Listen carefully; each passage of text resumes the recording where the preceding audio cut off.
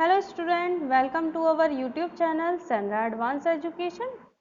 आज हम पढ़ने जा रहे हैं क्लास 8 की हिंदी व्याकरण की बुक जिसका नाम है व्याकरण एवं रचना।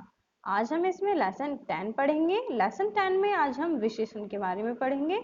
बच्चों, आप अपनी पिछली क्लासेस में भी विशेषण के बारे में पढ़ चुके होंगे, लेकिन होता क्या है, हर क्लास के लेवल के अकॉर्डिंग जो डिस्क्रिप्शंस होता है, जो उसके बारे में हम डिटेल्स पढ़ते हैं, वो थोड़ी सी हार्ड होती चली जाती है, डिफिकल्टीज की तरफ बढ़ती चली जाती है, सरल से कठिन की तरफ बढ़ती चली जाती है। तो और हम इसमें मतलब जैसे जैसे कठिनाई की तरफ हम बढ़ते हैं तो हमारी जो नॉलेज है, ज्ञान है, वो हमारा और भी ज़्यादा इंक्रीज होता चला जाता है। तो आज हम इस लेसन में विशेषण के बारे में पढ़ेंगे और कुछ नई बातों को भी इसमें हम जानेंगे। अगर हम एक ही वाक्य में विशेषण की डेफिनेशन या परिभाषा देना चाहें तो विशेषण किसको कहते हैं? संज्ञा या सर्वनाम की विशेषता बताने वाले शब्दों को हम विशेषण कहते हैं। ठीक, और इससे ज्यादा हम डिटेल में इस लेसन में पढ़ेंगे। So let's begin the lesson. अगर आपने अभी तक हमारे यूट्यूब चैनल को सब्सक्राइब नहीं किया है तो चैनल को सब्सक्राइब कर दीजिए, वीडियो को लाइक कर दीजिए, साथ ही हमें कमेंट करके जरूर बताएं कि आपको वीडियो कैसी लग रही है। नीचे दिए चित्रों को देखिए, पढ़िए और समझिए। जो नीचे चित्र दिए गए हैं इनको देखना है, पढ़ना है और समझना है। देखिए यहाँ पर दिया है, एक फल दिया है, लाल एप्पल, लाल सेब, सॉरी, बुद्धिमान लड़का, सुंदर स्त्री। यहाँ लाल शब्द संज्ञा मतलब सेब क्या है, यहाँ पर संज्ञा है, संज्ञा की। बुद्धिमान शब्द लड़के की तथा सुंदर शब्द स्त्री की विशेषता बता रहे हैं। ये विशेषण शब्द हैं। अतः उपयुक्त शब्दों में हम कह सकते हैं कि जो शब्द किसी संज्ञा अथवा सर्वनाम की विशेषता प्रकट करते हैं विशेषण कहलाते हैं। जो शब्द संज्ञा या सर्वनाम की विशेषता बताते हैं उनको विशेषण कहते हैं। अब हम विशेष्य के बारे में बात करते हैं। विशेष्य किसको कहते हैं? विशेषण शब्द जिनकी विशेषता बताते हैं वो विशेष्य कहलाते हैं। मतलब विशेषण शब्दों के द्वारा जिनकी विशेषता बताई जाती है उनको विशेष्य कहा जाता है। उपयुक्त शब्दों में सेब, लड़का और स्त्री शब्द विशेष्य हैं। विशेषण के भेद, अब हम बात करते हैं विशेषण के भेद की, प्रकार की। विशेषण के निम्नलिखित 6 भेद होते हैं। कौन कौन से होते हैं? गुणवाचक विशेषण और परिमाणवाचक विशेषण, इसके अलावा संख्यावाचक विशेषण और संकेतवाचक विशेषण, प्रश्नवाचक विशेषण, विभागवाचक विशेषण और इसके अलावा व्यक्तिवाचक विशेषण। ये सभी हैं विशेषण के प्रकार। अब हम इन सभी को डिटेल्स में पढ़ेंगे। गुणवाचक विशेषण के बारे में हम बात करते हैं। पहले संज्ञा अथवा सर्वनाम के गुण अथवा अवगुण।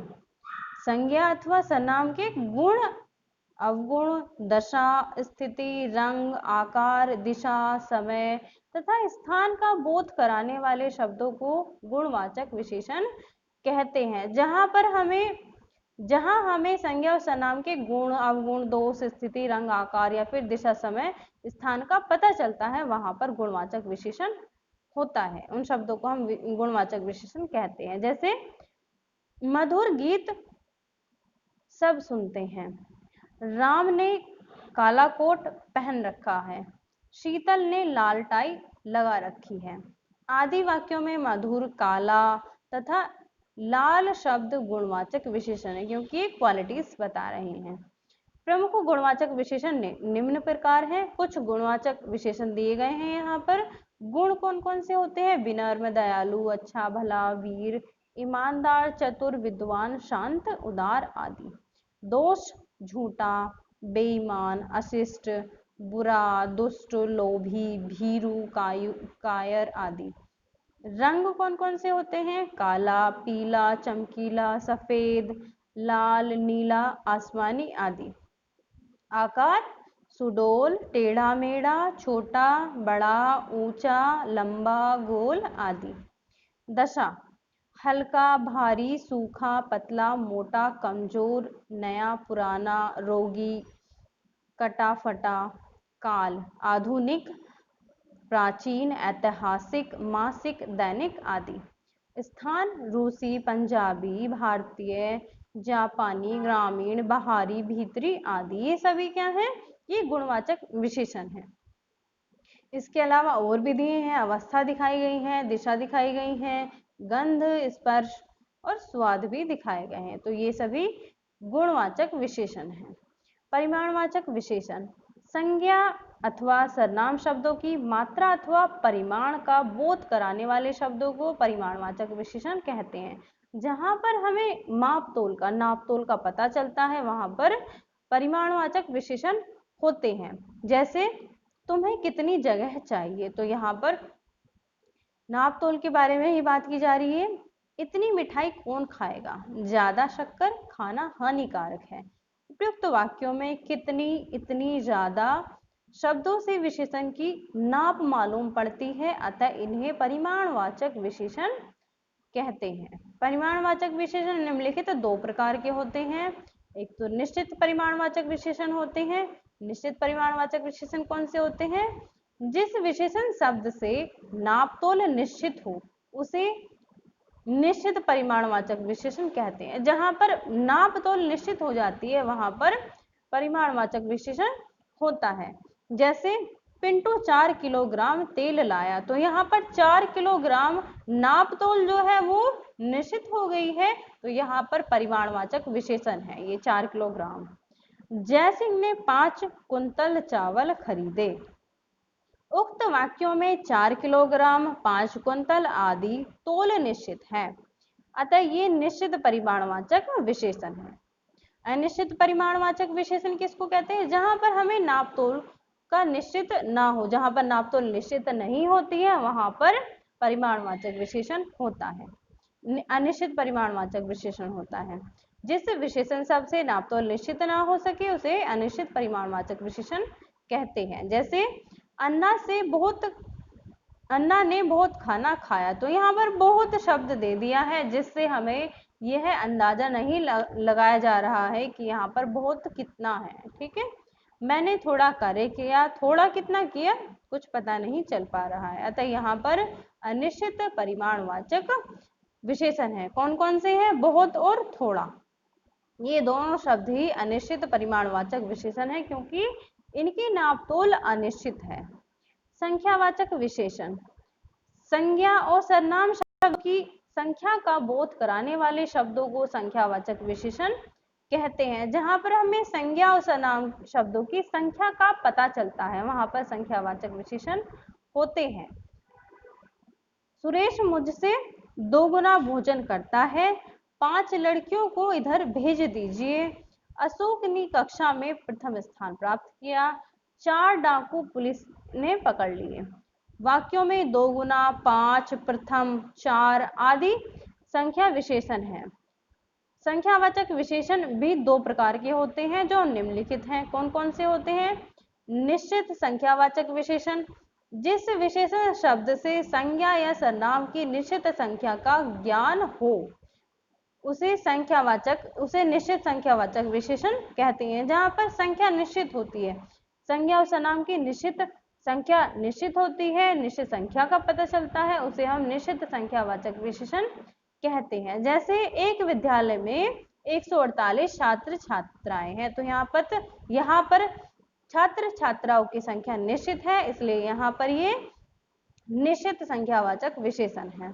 बस में 75 यात्री यात्रा कर रहे हैं, यहाँ पर भी निश्चित हो गया है। बम विस्फोट में 34 घायल तथा 4 व्यक्तियों की मृत्यु हो गई, यहाँ पर भी संख्या निश्चित हो गई है। उक्त वाक्यों में 148, 75, 34 तथा 4 आदि में निश्चित संख्याएं हैं, अतः ये निश्चित संख्यावाचक विशेषण है। निश्चित संख्यावाचक विशेषण की भी 5 प्रकार हैं। इसके भी 5 प्रकार होते हैं। कौन कौन से? क्रमबोधक, इसमें केवल आगे पीछे का क्रम ज्ञात होता है, जैसे पहला, दूसरा, चौथा, 10वां आदि। प्रत्येक बोधक, इसमें प्रत्येक या विभाग का बोध होता है, जैसे प्रत्येक, हर एक, हर वर्ष, एक एक, 5 5। आवर्ती बोधक, इसमें संख्या के गुणन का बोध होता है, जैसे दुगुना, तिगुना, चौगुना, दोहरा, तिहरा आदि। समूह बोधक, इसमें समूह सामूहिक संख्या का ज्ञान होता है, जैसे अकेला, तीनों, पांचों, आठों आदि। अंक बोधक, इसमें गिनती या अंक का बोध होता है, जैसे एक, दो, आधा, तिहाई, चौथाई, सवा पांच, साढ़े पांच, छह आदि। अनिश्चित संख्यावाचक विशेषण, जिस विशेषण शब्द से संज्ञा या सर्वनाम की अनिश्चित संख्या का ज्ञान हो उसे अनिश्चित संख्यावाचक विशेषण कहते हैं। जहां पर हमें संज्ञा और सर्वनाम की अनिश्चित संख्या का ज्ञान होता है, पता चलता है, उसे अनिश्चित संख्यावाचक विशेषण कहते हैं। जैसे कुछ रुपये मुझे दे दो, तो यहाँ पर रुपये की जो संख्या है वो निश्चित नहीं है, इसलिए अनिश्चित संख्यावाचक विशेषण है। अनिल को थोड़े बिस्किट दे दीजिए। उक्त वाक्यों में कुछ तथा थोड़े शब्दों से अनिश्चितता ज्ञात हो रही है, अतः इन वाक्यों में यह अनिश्चित संख्यावाचक विशेषण है। तो ये थे कौन कौन से विशेषण हमने पढ़े अभी तक। संख्यावाचक विशेषण, परिमाणवाचक विशेषण पढ़ा अभी तो, और एक गुणवाचक विशेषण। अब हम बात करते हैं विशेषण के तीसरे प्रकार यानी कि संकेतवाचक विशेषण की। संज्ञा तथा सर्वनाम शब्दों की ओर संकेत करने वाले शब्दों को संकेतवाचक विशेषण कहते हैं। मतलब जहां पर संज्ञा तथा सर्वनाम शब्दों की ओर संकेत किया जाता है, इशारा किया जाता है, उन शब्दों को हम संकेतवाचक विशेषण कहते हैं। जैसे उस महिला ने फल खाए, यह सेब खट्टा है। दोनों वाक्यों में उस तथा यह नामक शब्द संकेतवाचक है, क्योंकि ये संज्ञा तथा सर्वनाम शब्दों की तरफ संकेत कर रही हैं। प्रश्नवाचक विशेषण, संज्ञा अथवा सर्वनाम शब्दों का ज्ञान प्राप्त करने के लिए प्रश्न करने वाले शब्दों को प्रश्नवाचक विशेषण कहते हैं। जैसे तुमको कौन सा प्रश्न पूछना था, आपका क्या नाम है। उक्त वाक्यों में कौन सा तथा क्या आदि शब्द प्रश्न करने वाले शब्द हैं, अतः ये प्रश्नवाचक विशेषण है। अब हम बात करते हैं विशेषण के छठे रूप यानी कि विभागवाचक विशेषण की।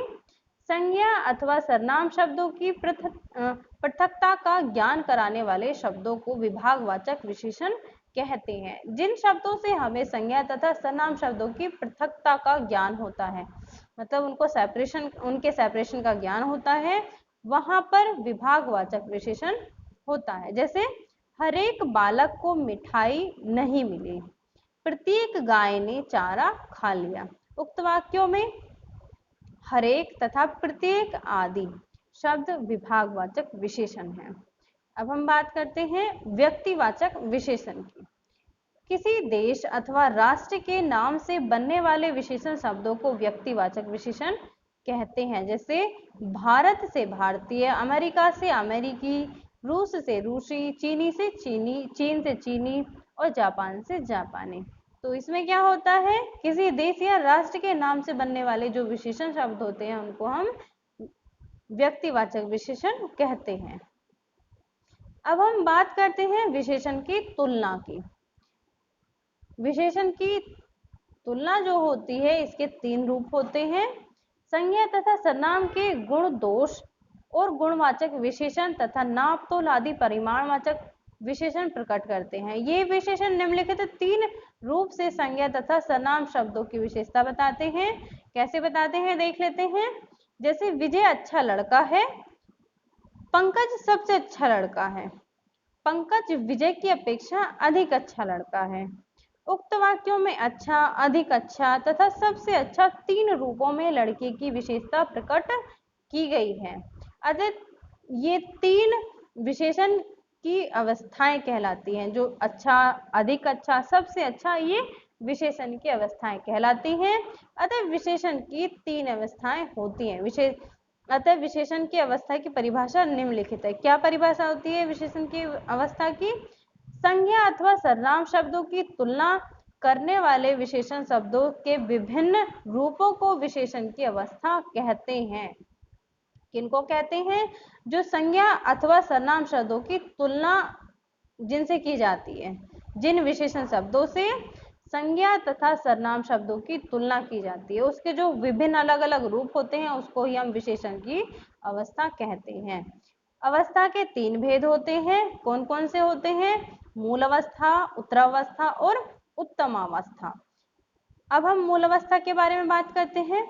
इस अवस्था में विशेषण अपने वास्तविक रूप में प्रयोग किए जाते हैं। जो विशेषण होते हैं इसमें अपने वास्तविक रूप में यूज किए जाते हैं, प्रयोग किए जाते हैं। जैसे आशीष का लेख सुंदर है, तो यहाँ पर जो विशेषण है वो अपने मूल रूप में ही प्रयोग हुआ है, सुंदर। अब हम दूसरे रूप के बारे में बात करते हैं, उत्तरावस्था के बारे में। इस अवस्था में विशेषण द्वारा दो संज्ञा तथा सर्वनाम शब्दों के बीच तुलना की जाती है। जो उत्तम अवस्था है उसमें तुलना की जाती है संज्ञा तथा सर्वनाम शब्दों के बीच। जैसे आलोक का लेख अमन की अपेक्षा अधिक सुंदर है, तो यहाँ पर आलोक के लेख की जो तुलना है वो अमन के लेख से की गई है, तो यहाँ पर ये उत्तरावस्था है। उत्तम अवस्था में क्या होता है? इस अवस्था में विशेषण द्वारा किसी एक संज्ञा या सर्वनाम की अन्य में से अधिक संज्ञा तथा सर्वनाम से तुलना की जाती है। मतलब पूरे समूह से, सभी में से किसी एक को सर्वश्रेष्ठ या फिर सबसे निकृष्ट बता दिया जाता है। जैसे नीरज का लेख सबसे सुंदर है, तो बाकी को बेकार कर दिया है और नीरज को सबसे सुंदर बता दिया है, बाकी का उससे डाउन ही है। निम्नलिखित कुछ प्रमुख विशेषण शब्दों की प्रचलित 3 अवस्थाएं दी जा रही हैं, जिससे छात्रों को भली भांति इसका ज्ञान हो जाएगा। देखिए, मूल अवस्था दी है, उत्तरावस्था दी है और उत्तम अवस्था दी है। जैसे मोटा का अधिक मोटा, सबसे मोटा। अच्छा का अधिक अच्छा, सबसे अच्छा। रूपवान का अधिक रूपवान, सबसे रूपवान। ठीक, इसी प्रकार बाकी की विधि है। विशेषण की रचना। अब हम बात करते हैं विशेषण की रचना के बारे में। विशेषण 2 प्रकार के होते हैं, एक मूल विशेषण होते हैं, दूसरे यौगिक विशेषण होते हैं। मूल विशेषण कौन से होते हैं, पढ़ लेते हैं। मूल विशेषण में ही कुछ शब्द विशेषण होते हैं, जैसे सफेद, काला, छोटा, बड़ा, पतला आदि। ऐसे शब्द मूल विशेषण कहलाते हैं। यौगिक शब्द किनको कहते हैं, यौगिक विशेषण किनको कहते हैं? संज्ञा, सर्वनाम, क्रिया आदि ऐसे कुछ शब्दों में उपसर्ग अथवा प्रत्यय लगाकर विशेषण की रचना की जाती है। मतलब मूल है ही वो, जैसे काला है, छोटा है, बड़ा है, पतला है, मोटा है, तो मूल विशेषण हो गए हैं। इसके अलावा संज्ञा, सर्वनाम और क्रिया आदि में कुछ उपसर्ग या फिर प्रत्यय लगा करके जिन विशेषण की रचना की जाती है उनको हम यौगिक विशेषण कहते हैं। जैसे मास से मासिक, भूत से भौतिक, आत्मा से आत्मिक, मूल से मौलिक आदि। संज्ञा शब्द से विशेषण की रचना। संज्ञा शब्द से विशेषण की रचना। पूजा से पूज्य, अनुभव से अनुभवी, स्मरण से स्मरणीय, स्वर्ण से स्वर्णिम, दिन से दैनिक। ऐसे ही इधर भी दिए हैं, संज्ञा से विशेषण बनाए गए हैं। क्रिया से विशेषण, बेचना से बिकाऊ, पूजना से पूजनीय, भूलना से भूलक्कड़, कथा से कथित, सर्वनाम। अब सर्वनाम से पढ़ लेते हैं हम। सर्वनाम से यह से ऐसा, कौन से कैसा, तू से तुझसा। ठीक है, मैं से मुझसा, वह से वैसा, वैसा, जो से जैसा। अवयव से विशेषण की रचना। भीतर से भीतरी, बाहर से बाहरी, ऊपर से ऊपरी। ठीक, ऐसे ही आगे से अगला, नीचे से निचला, पीछे से पिछला। इस प्रकार से हम यौगिक और मूल विशेषण को भी समझ गए हैं। वीडियो अच्छी लगी हो तो वीडियो को लाइक करना, हमें कमेंट करके जरूर बताएं कि आपको वीडियो कैसी लगी। अगर आपने अभी तक हमारे YouTube चैनल को सब्सक्राइब नहीं किया है तो ऐसे ही इंफॉर्मेटिव वीडियोस के लिए सब्सक्राइब करें हमारे चैनल को, साथ ही प्रेस करें बेल आइकन, जिससे हमारी वीडियोस की नोटिफिकेशन आपको टाइम टू टाइम मिलती रहे। Thank you.